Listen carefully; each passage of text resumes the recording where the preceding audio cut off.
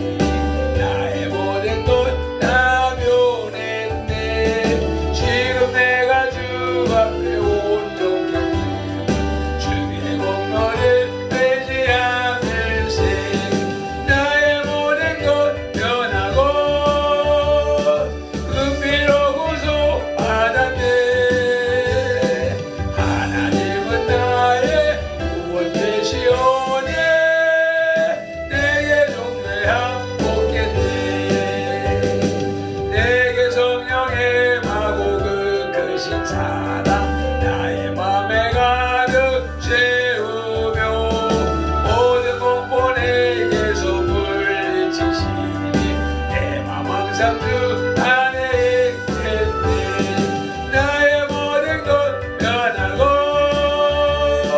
그 피로 구속받았네. 하나님은 나의 구원 되시오네. 내게 동행함 없겠네. 아멘 아멘. 본문은 아나니아에 이어 그 안에 삽비라의 죄악에 대한 교회의 심판 사실을 증거하는 내용입니다. 우리는 아나니아와 삽비라에게 시행된 초대교회의 심판 사건을 모든 그리스도인들의 신앙을 도우려는 하나님의 지혜와 사랑의 손길로 이해해야 할 것입니다. 함께 그들에게 임한 심판의 의미와 교훈을 생각해 봄으로써 교훈을 얻도록 하겠습니다.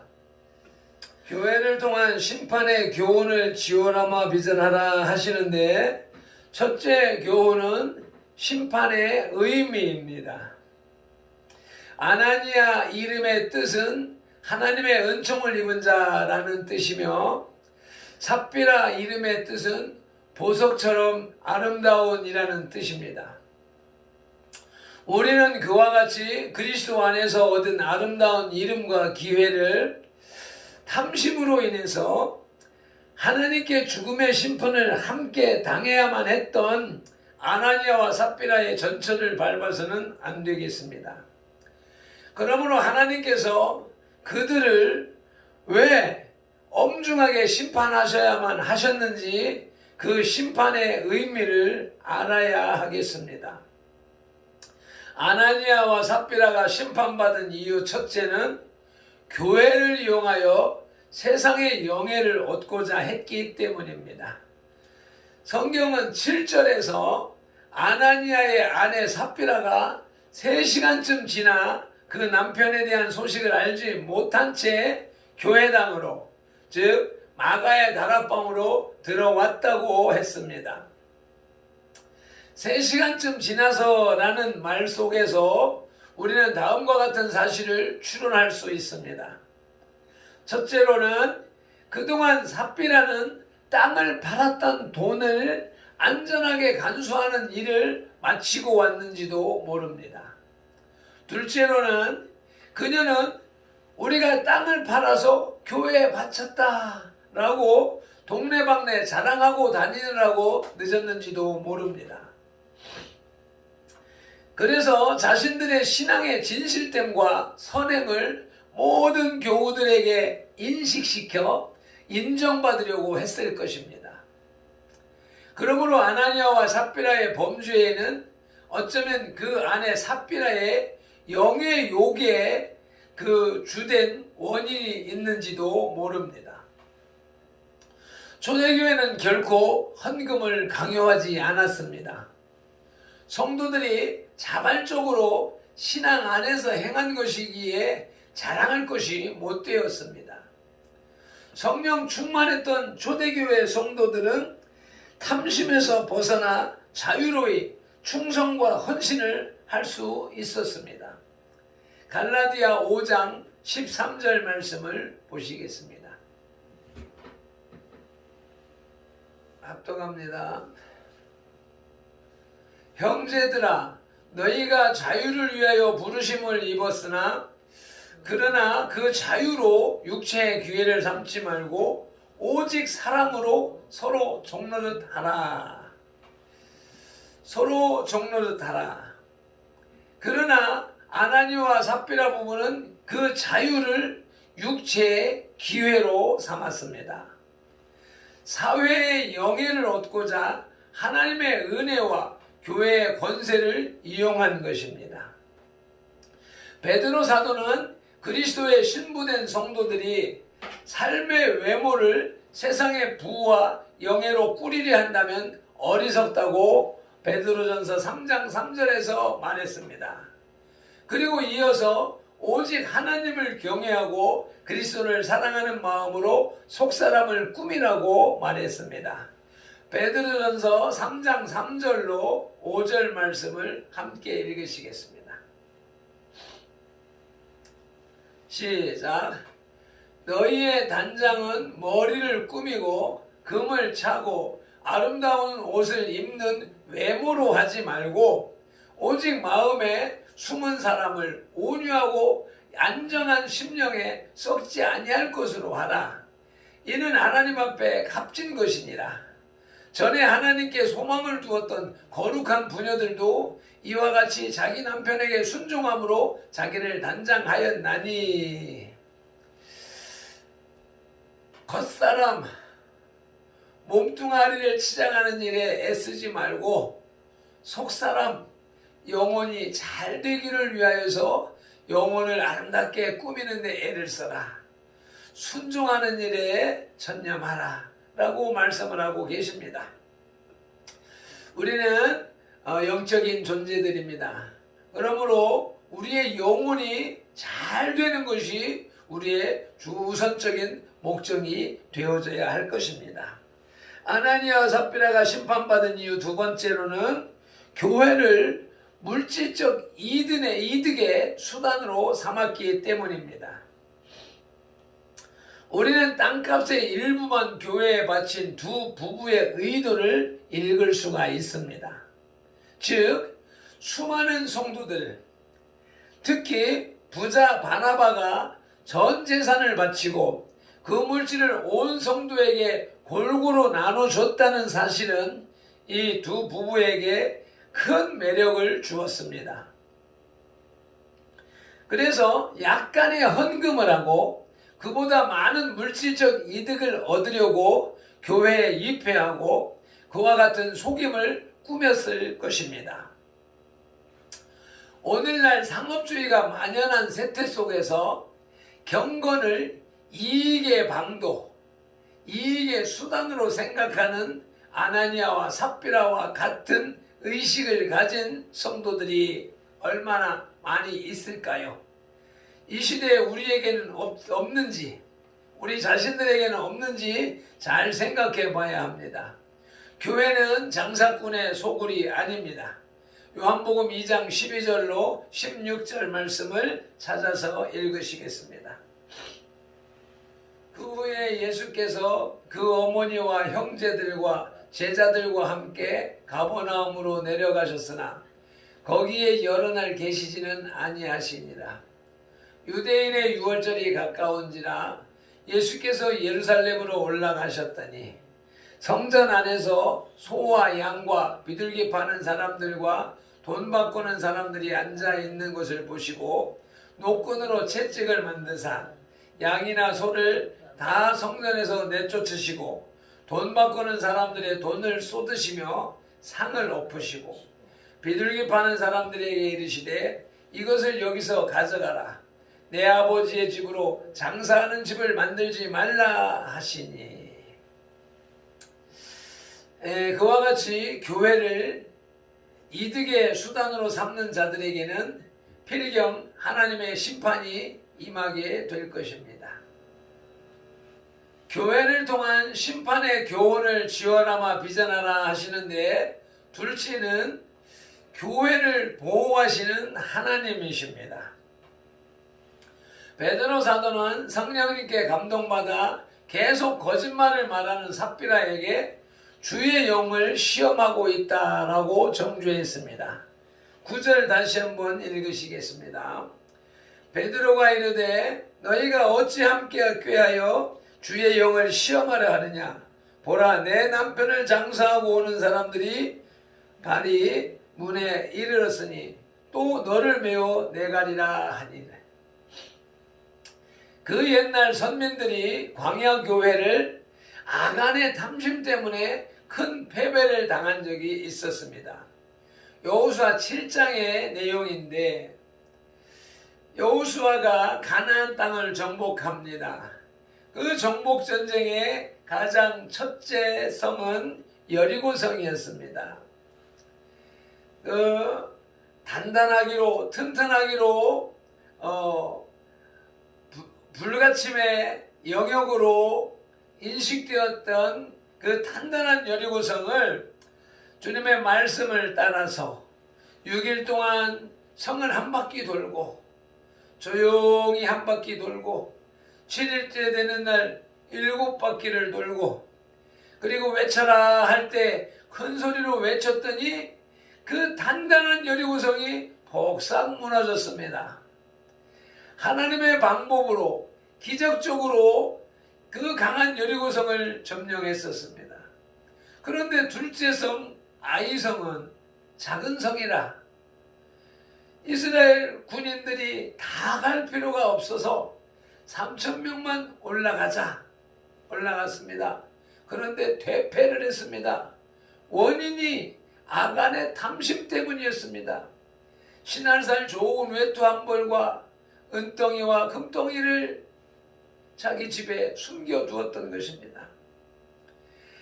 하나님께서 거룩하게 구별하신 것은 다 멸하여 없애야 되는 것입니다. 그렇게 없앴어야 할 재물을 탐심에 의하여서 자기 집에 감추어 두었던 것이 원인이 되어서 이스라엘 온 백성들이 고통을 당하는 사건이 있었던 것입니다. 이와 같이 이 아나니아와 삽비라 부부의 탐심 때문에 초대교회의 생명력이 위태롭게 될 수 있었기 때문입니다.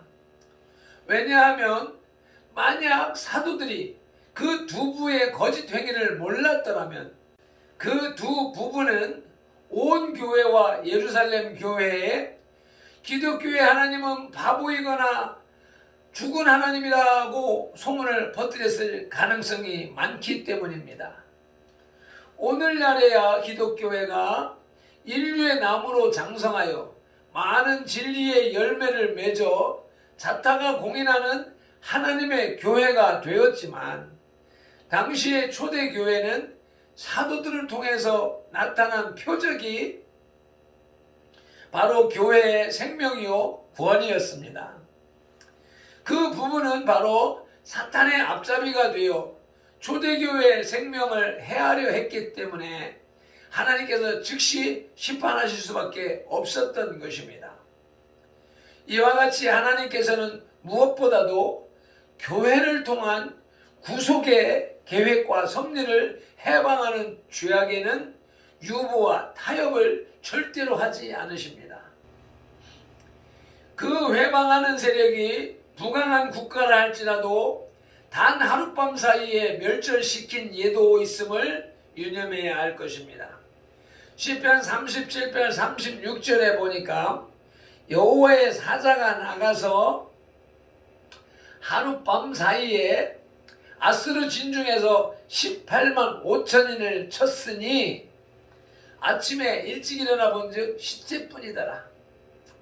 다니엘서 5장 30절로 31절에는 그날 밤에 갈대아 왕 벨사산이 죽임을 당하였고 메대 사람 다리오가 나라를 얻었는데 하루아침에 18만 5천을 심판하시고 하루아침에 왕권을 교체하시는 분이 하나님이십니다.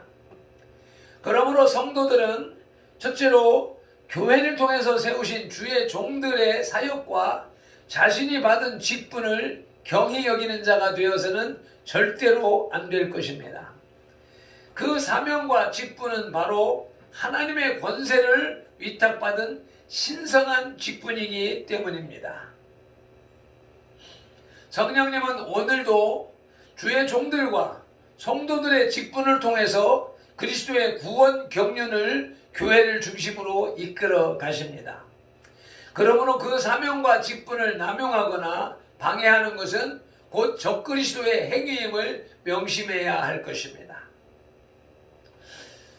두 번째로 교회의 위기를 두려워하지 맙시다. 아나니아와 삽비라를 심판하신 하나님의 손길은 바로 교회를 위한 것입니다. 하나님께서는 교회가 감당할 수 없는 위기를 당할 때에 그와 같은 해결책을 주시고 교회를 무너뜨리려는 세력들을 제거해 주실 것입니다. 빌립보서 4장 5절로 6절 말씀 찾아서 읽으시고 마치시겠습니다. 오늘날 우리가 교회가 위태롭다 어려움에 빠져있다 라고 말하면서 그 위태함 속에서 벗어나기만을 우리는 애썼습니다. 발핀돌이 지난 4년 세월 동안 기도하면서 느끼며 깨달았던 것은 교회의 죄악이며 타락이며 교회의 회개를 촉구하는 것이었습니다. 그 회개의 촉구를 정광훈 목사님께서 행동으로 실천으로 주사파 이 공산 정권과 싸우는 것으로 행동으로 회개해야 된다라는 말씀을 받아들이고 나가서 함께 동참했지만 1년 동안의 그 과정을 놓고 볼 때 수많은 교회가 수많은 성도들이 본질을 이해하기보다는 그 어려움 속에서 벗어나기만을 추구하는 모습을 보았습니다. 그러기에 이 어려움과 환난이 이 문제가 속히 해결되지 않는 모습을 경험하게 되는 것이며 이제 그 운동의 방향을 틀어서 영적인 회개가 아니면 아니 된다라고 하는 것을 인식하게 되는 것입니다. 빌립보서 4장 5절로 6절 말씀을 합독하시겠습니다. 너희 관용을 모든 사람에게 알게 하라. 주께서 가까우시니라. 아무것도 염려하지 말고 다만 모든 일에 기도와 간구로 너희 구할 것을 감사함으로 하나님께 아뢰라. 우리가 당면한 문제를 감사함으로 하나님께 아뢰는 것, 이것이 우리 교회가 할 일입니다. 우리 선돌교회가 할 일이고 발핀돌이 할 일이고, 그래서 이와 같이 하나님께서는 우리는 말씀으로 돌아가기를 원하시는 것입니다. 본문은 남편 아나니아에 이은 아내 삽비라의 죽음에 관한 내용입니다. 대부분의 부부는 선한 일이나 악한 일이 있어서 동조자가 됩니다. 성경적으로도 여자는 남자의 갈비뼈요 돕는 배필이기 때문인 것입니다. 그러므로 부부싸움은 칼로 물베기가 되는 것입니다. 아무리 원수, 왼수 해도 대외적으로는 하나가 되는 것입니다. 그런데 그런 중에서 남을 칭찬하는 일보다는 헐뜯는 일에, 선한 일보다는 악한 일에 더 잘 일심단결하게 됩니다. 일심동체가 됩니다. 우리 선돌의 부부들은 착한 일에 하나가 되고 교회를 세우는 일에 하나가 되고 하나님의 나라를 확장하는 일에 하나가 되시기를 간절히 축원합니다. 기도드리시겠습니다. 거룩하신 하나님 아버지, 당신의 나라를 이 땅에 건설하시기 위해서 성경의 역사 6,000년을 투자하셨음에도 불구하고 아직도 이 땅에 천국은 유언한 것입니까? 이스라엘에도 저 유럽 땅에도 저 미국에서도 이렇다 할 천국의 모델하울 수가 없사오니 속히 이 나라 대한민국에 기독청을 세워 주시옵소서. 여기 당신의 뜻을 따라 당신이 원하시는 당신의 나라를 세우기 위해 세상의 모든 영예와 권세, 물망을 다 버리고 따라 나선 이들이 있으니 돌아보아 주시옵소서. 이곳에 초대교회 같은 선돌교회 공동체를 세워 주시옵소서. 선돌교회 공동체가 초대교회처럼 순수한 신앙으로 결속되게 하옵소서. 순결한 교회를 세우시기 위해 아나니아와 삽비라 부부를 심판하신 예수님 이름으로 기도드리옵나이다. 아멘. 찬송 후에 통성으로 기도하시며 주기도문으로 마치시고 돌아가시겠습니다. 내가 예수 믿고서 죄 사함마다 나의 모든 것 다 변했네. 지금 내가 가는 길 전국이요 주의 피로 내 죄가 씻겼네. 나의 모든 것 변하고 그 피로 구속 받았네. 하나님은 나의